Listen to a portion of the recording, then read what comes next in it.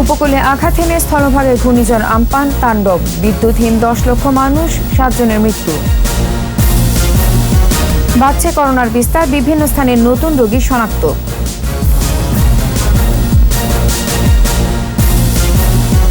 নফল নামাজ ও ইবাদত বন্দেগীর মধ্য দিয়ে পবিত্র লাইলাতুল কদর পালন।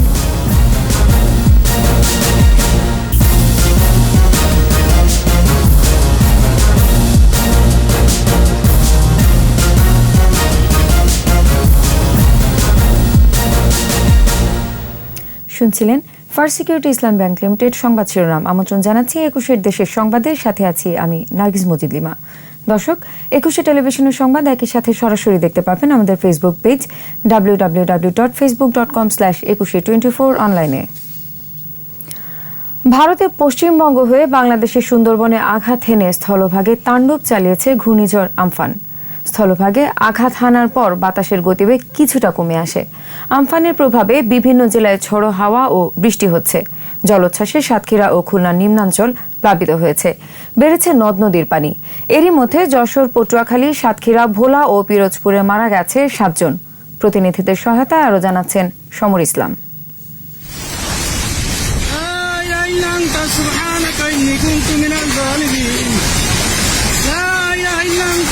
ঘূর্ণিঝড় আম্পান রাতে তাণ্ডব চালায় উপকূলীয় জেলা সাতক্ষীরা, বাগেরহাট ও খুলনায়। ঝালকাঠি, পিরোজপুর, বরগুনা, পটুয়াখালী, ভোলা, বরিশাল সহ বিভিন্ন স্থানে বৃষ্টি ঝরছে, সঙ্গে দমকা হাওয়া।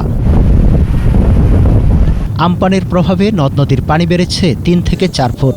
অনেক স্থানে নিম্নাঞ্চল প্লাবিত হয়ে বাড়িঘরে ঢুকেছে জোয়ারের পানি। পটুয়াখালীতে 753টি কেন্দ্রে আশ্রয় নিয়েছে 3.5 লাখের বেশি মানুষ।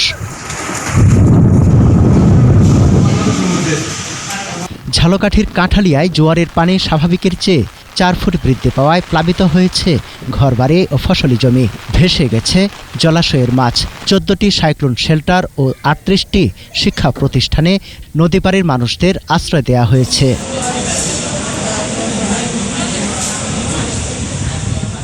আবহাওয়া অফিস বলছে, ঘূর্ণিঝড় আমপান ধীরে ধীরে দুর্বল হয়ে এলেও এর প্রভাব থাকবে আরও কিছু সময়। সারা বাংলাদেশে সে কিন্তু দমকা এবং ঝড়ো হাওয়া দিয়ে গেছে এবং আপনি নিশ্চয়ই জানেন ঢাকায়ও কিন্তু কালকেও কিন্তু ঝড়ো বাতাসের রেকর্ড ছিল এবং সেই সাথে ভারী বর্ষণ ছিল। এর আগে বুধবার বিকেলে ঘূর্ণিঝড় আমপান ভারতের পশ্চিমবঙ্গ ও বাংলাদেশের সুন্দরবন এলাকায় আঘাত হানে। বিকেল নাগাদ পরিস্থিতি স্বাভাবিক হতে শুরু করবে বলেও জানিয়েছে আবহাওয়া বিভাগ। সমর ইসলাম, 21 টেলিভিশন।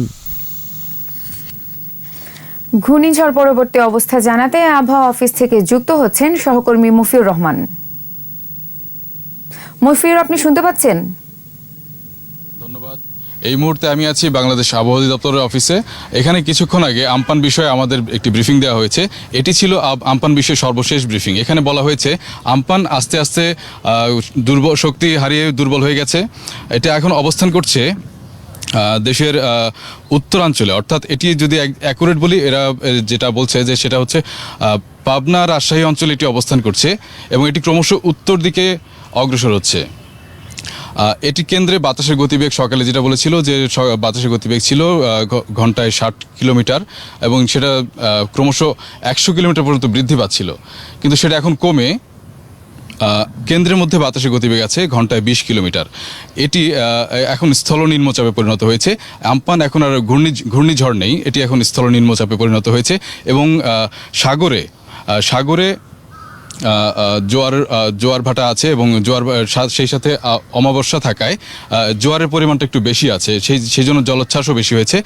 তবে সাগরে ঢেউ ও বেশ উঁচু ঢেউ, 10 ফিটের মতো উঁচু ঢেউ হচ্ছে, সেই সাথে জলোচ্ছ্বাসও হচ্ছে। এখন আমপানের যে অবস্থা সেটা হচ্ছে যে এটি ক্রমশ শক্তি হারিয়ে দুর্বল হয়ে এটি স্থলভাগেই বিলীন হয়ে যাবে এবং আগামীকালকে থেকে আবহাওয়া পরিষ্কার হয়ে যাবে বলে তারা আশা করছে। আর এই ছিল এখান থেকে আমার আবহাওয়া অফিস থেকে আমার কাছে থাকা সর্বশেষ তথ্য। ধন্যবাদ। মুফিউর, আপনাকে ধন্যবাদ। ঘূর্ণিঝড় পরবর্তী অবস্থা জানাতে মোংলা থেকে যুক্ত হচ্ছেন প্রতিনিধি আবুল হাসান। ঘূর্ণিঝড় আমপানের তাণ্ডবে এখানকার মানুষ কিন্তু আতঙ্কে রাত কাটিয়েছে। তবে এখন পরিবেশটা অনেকটাই স্বাভাবিক হয়ে আসছে, বাতাস কিন্তু নেই বললেই চলে, তবে গুড়ি গুড়ি বৃষ্টি পড়ছে। বিপদ সংকেত কিন্তু এরই মধ্যে 10 নম্বরের জায়গায় 3 নম্বরে নামিয়ে আনা হয়েছে। এদিকে মংলা সমুদ্র বন্দরে বন্দর কর্তৃপক্ষ জানিয়েছেন যে তারা বিকাল নাগাদ পণ্য ওঠানামার কাজ আবার শুরু করবেন। এদিকে উপজেলা প্রশাসনের পক্ষ থেকে বলা হয়েছে যে উপজেলার বিভিন্ন এলাকায় বিভিন্ন ইউনিয়ন ঘর বাড়ি কাঁচা ঘর বাড়ি বিধ্বস্ত হয়েছে, গাছপালা উপড়ে পড়েছে, সেসবের একটা তালিকা তৈরি করছেন তারা। তালিকা ধরে তাদের ক্ষতিপূরণ কি করা যায় বা তাদের উদ্ধার তৎপরতা কী করা যায় সেটি নিয়ে কিন্তু ইতিমধ্যে তারা জরুরি বৈঠকে বসেছেন এবং তাদের তালিকা তৈরি করে তাদের মাঝে ত্রাণ পুনর্বাসন বা ত্রাণ বন্টন করা হবে কীভাবে সেটা নিয়েও তারা কথা বলবেন। ওদিকে সুন্দরবনে কিন্তু ব্যাপক ক্ষয়ক্ষতি হয়েছে, তাদের সুন্দরবনের গাছপালা উপড়ে গেছে, আমরা খবর পেয়েছি। বন বিভাগের যেসব বনরক্ষীরা দুর্গত জায়গা ছিল তাদেরকে কিন্তু নিরাপদে সরিয়ে আনা হয়েছে।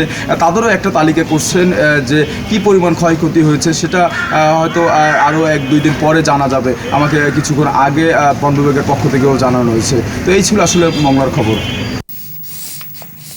হাসান, আপনাকে ধন্যবাদ। ঘূর্ণিঝড় পরবর্তী অবস্থা জানাতে ভোলা থেকে যুক্ত হচ্ছেন প্রতিনিধি মিসবাউদ্দিন শিপু।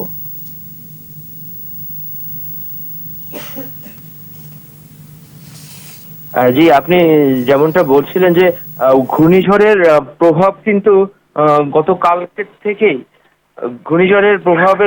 থেকেই ভোলার বিভিন্ন চরাঞ্চল কিন্তু প্লাবিত হয়েছিল।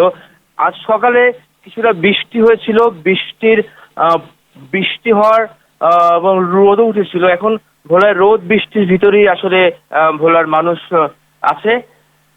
আর আরেকটি বিষয় আপনাকে বলে রাখতে চাই যে ওই যে ভোলার ঢালচরের কিন্তু এই সকালবেলা আপনার পানি উঠেছিল, প্রায় 4-5 হাজার মানুষ কিন্তু পানিবন্দী হয়ে পড়েছিল।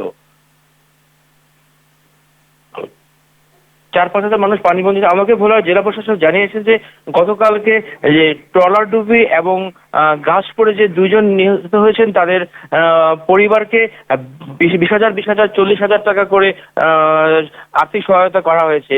আরেকটি বিষয় জানিয়ে রাখছে যে সাইক্লোন শেল্টারগুলোতেও মানুষ উঠেছিল, ওই সাইক্লোন শেল্টার থেকে মানুষ এখন তাদের বাড়িতে ফিরতে শুরু করেছে। এবং আমাকে জেলা প্রশাসক আরো জানিয়েছেন যে পরিমাণ ক্ষয়ক্ষতি হয়েছে তা এখনো তারা নিরূপণ করতে পারেনি। তারা উপজেলা পর্যায়ে এই ক্ষয়ক্ষতি নিরূপণের তালিকা তৈরি করছেন। এই ছিল ভোলা থেকে সর্বশেষ তথ্য। শিপু, আপনাকে ধন্যবাদ। রাতভর ঝড় হয়েছে রাজধানী ঢাকায়। ঘন্টায় 40 থেকে 50 কিলোমিটার বেগে দমকা ঝোড়ো হাওয়া সহ বৃষ্টি হয়েছে প্রায় সারা রাত। ভোরের দিকে বৃষ্টির পরিমাণ কমে এলেও মাঝে মাঝে দমকা হাওয়া বইছে। আজ আকাশ মেঘলা থাকতে পারে। বুধবার সন্ধ্যায় বাংলাদেশের উপকূলের একেবারেই খুব কাছ দিয়ে ভারতের আছড়ে পড়ে সুপার সাইক্লোন আমফান। যদিও মূল অংশ ভারতে ছিল, কিন্তু এই ঝড়ের ব্যাস ছিল প্রায় 500 কিলোমিটারের মতো। ফলে তীব্র গতির এই ঝড়ের তাণ্ডব শুরু হয় উপকূলীয় জেলা সাতক্ষীরা, খুলনা অঞ্চল দিয়ে। এর প্রভাবে বুধবার সকাল থেকেই ঢাকার আকাশ ছিল মেঘলা। সন্ধ্যায় ঝড় আসার সঙ্গে সঙ্গে দেশের অন্য জেলাগুলোর মতো ঢাকায়ও শুরু হয় দমকা হাওয়া আর বৃষ্টি কখনো মুষলধারে, আবার কখনো কম ছিল। তবে দমকা বাতাসের দাপট এত বেশি ছিল যে রাজধানীবাসীর অনেকেই ধরে নেন আমফান ঢাকায় চলে এসেছে। সারা দেশে বাড়ছে করোনা ভাইরাসের সংক্রমণ। সিলেটে একদিনে করোনা রোগী শনাক্ত হয়েছে 22 জন, মোট আক্রান্ত 207। বগুড়ায় করোনা শনাক্ত হয়েছে 7 পুলিশ সদস্য সহ আরও 17 জনের। বগুড়ায় মোট আক্রান্ত 122 জন। ঠাকুরগাঁওয়ে ঢাকা ফেরত গার্মেন্টস কর্মী সহ নতুন করে আরও 3 করোনা রোগী শনাক্ত হয়েছে। এ নিয়ে জেলায় মোট 43 জন আক্রান্ত হয়েছেন এবং 22 জন সুস্থ হয়ে বাড়ি ফিরে গেছেন। এদিকে রাঙামাটিতে করোনা ভাইরাসে 1 জন চিকিৎসক, 2 জন নার্স সহ আরও 17 জন করোনা পজিটিভ। এই নিয়ে রাঙামাটিতে আক্রান্ত 43 জন। রংপুরে গত 24 ঘন্টায় 20 পুলিশ সদস্য, র্যাবের 4 সদস্য সহ 28 জনের করোনা পজিটিভ। 25টি বাড়ি লকডাউন করা হয়েছে।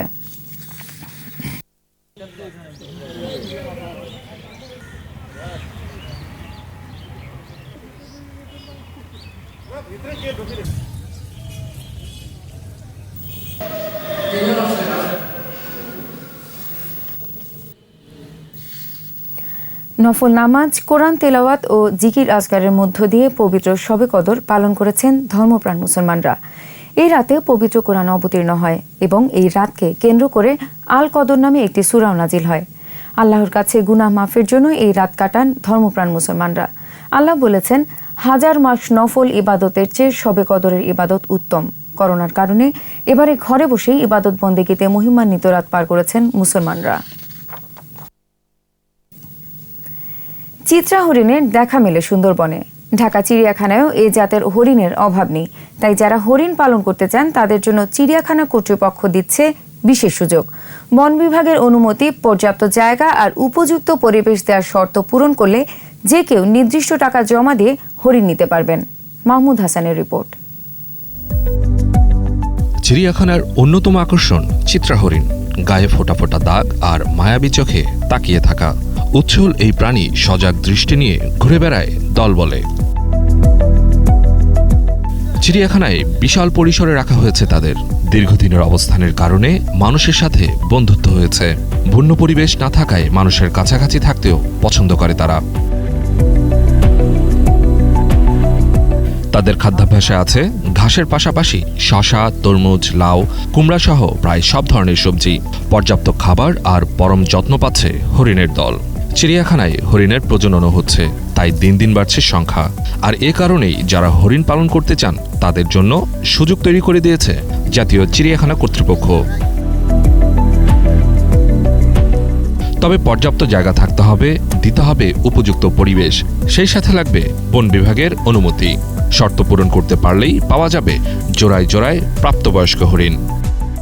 কেউ যদি হরিণ কিনতে চায় তাহলে বন বিভাগের কাছে তারা এটা অভিজ্ঞতা সার্টিফিকেট আনতে হবে। বন বিভাগ যদি তাদেরকে পারমিশন দেয় এবং পারমিশন নিয়ে আমাদের কাছে প্রেয়ার দিলে তারপরে আমরা টাকা যে জমা দেওয়ার পরে আমরা 7 দিনের ভিতরে তাদেরকে আমরা সরবরাহ দিয়ে থাকি। সুন্দরবনের অপূর্ব সৌন্দর্য চিত্রা হরিণ সারা দেশে ছড়িয়ে দিতে এই পদক্ষেপ নিয়েছে জাতীয় চিড়িয়াখানা কর্তৃপক্ষ। মাহমুদ হাসান, একুশে টেলিভিশন, ঢাকা।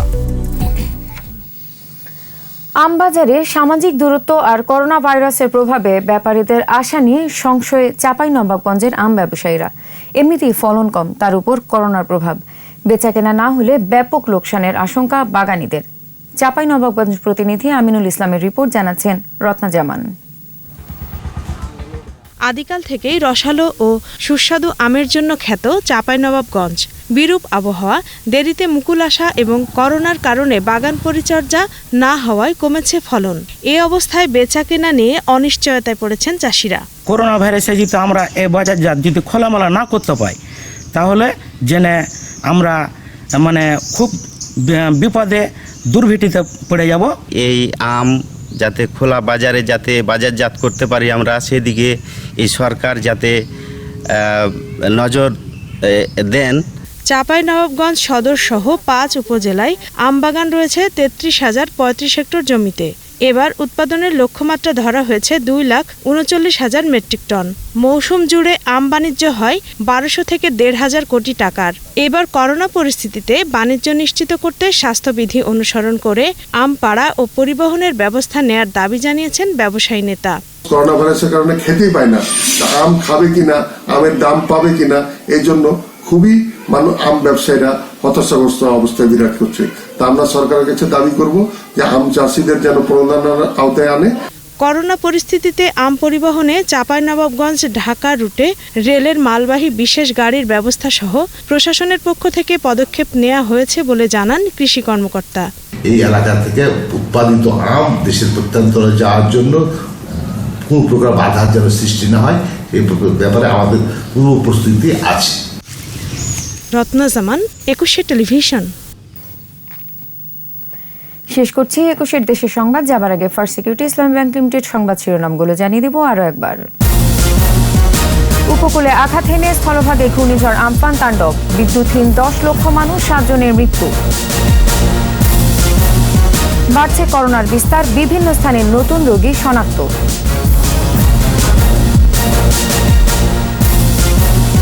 নফল নামাজ ও ইবাদত বন্দেগীর মধ্য দিয়ে পবিত্র লাইলাতুল কদর পালন।